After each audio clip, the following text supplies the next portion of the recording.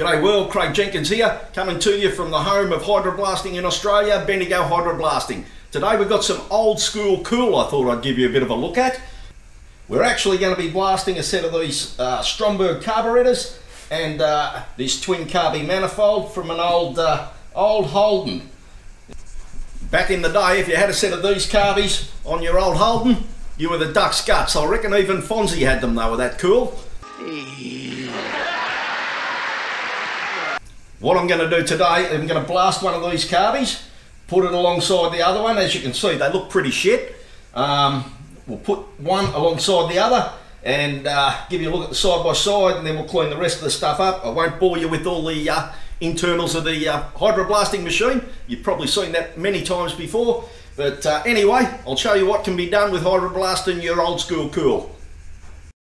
First thing we're going to do is open up this here TARDIS, and we're going to pop the part in there.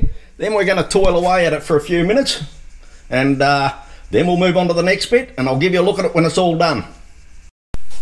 Gee whiz, that is a piece of art right there. Not a skerrick of glass left inside that carbie. Have a look at that. Chalk and cheese. Wowee. I'll give all you guys a few seconds to take that in. Don't get too emotional, but that is why they call me the Benjamin Button of motor car and motorcycle restorations. There's the two carbies out of the machine, all nice and clean, looking better than new. If Bruce Stromberg knew that his carbies were going to look like that in 60 years' time, he'd be quite chuffed. And I understand you guys might be feeling like doing a bit of a jig right now looking at this stuff. I know I am. About every time. He could never get on a road. Anyway, let's see what we can do with this manifold. It's looking pretty ordinary.